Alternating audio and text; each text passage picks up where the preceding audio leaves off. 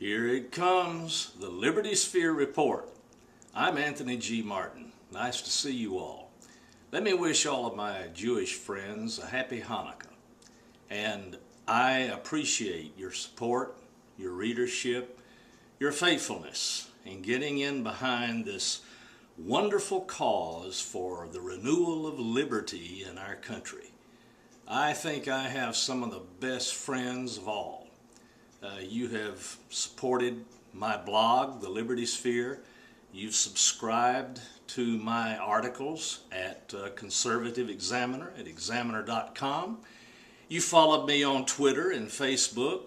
And for all of this, I am truly grateful, not just to my Jewish friends, but to all of you. So thank you very much.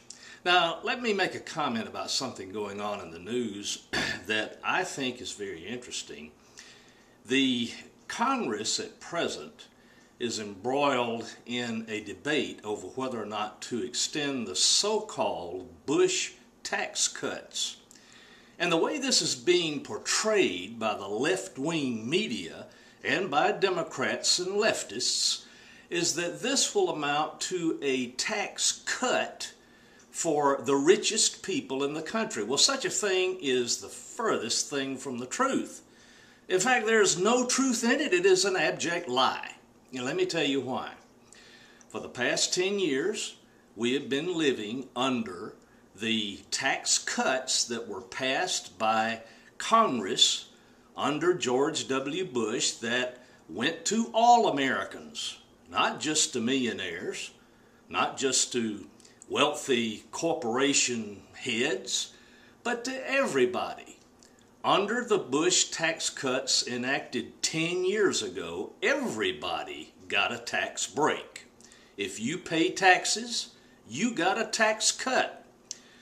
Now, those were set to expire in 10 years, which means that by the end of this year, in December, unless Congress acts to extend them, then America will experience the largest tax increase in its history. So nobody is going to be cut by extending the Bush tax cuts. What will happen instead is that people would experience a hefty tax hike. Now, what Obama and the Democrats wanted to do was to laden the wealthiest people in society, millionaires, and even certain members of the middle class, that is, those business owners who make right at $250,000, which, when their expenses are taken into account, puts them in the middle class. That is the cutoff amount that the Democrats wanted. That means that these particular individuals would experience a hefty tax increase in the middle of the worst recession since the Great Depression. Now, that is a prescription for economic disaster.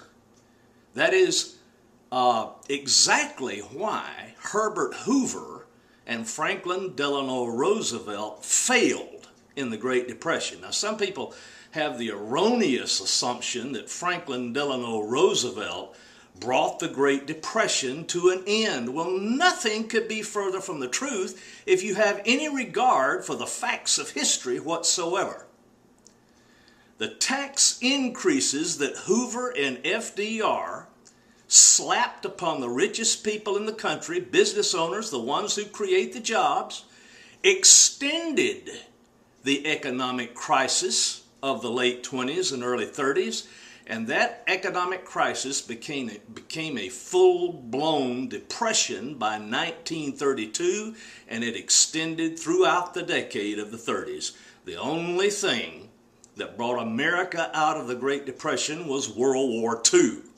Now, those are the simple facts. And so these people that are saying that they want to increase the taxes on the people who create the jobs in America are simply setting us up for another depression.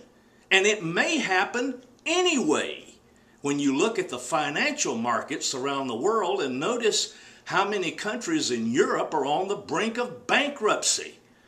Even the United States is fresh out of money. This came from Obama's mouth. He said it himself.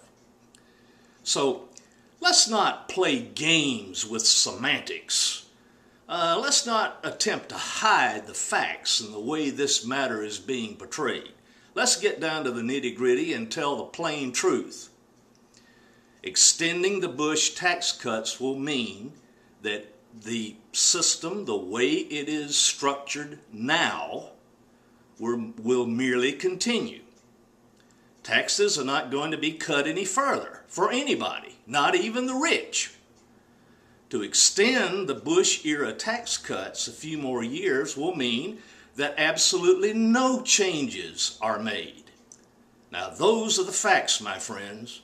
So let's call out these Democrats and Barack Obama and the left-wing nutcases on their lies. I know that you will help me. This is Anthony G. Martin, and this has been the Liberty Sphere Report.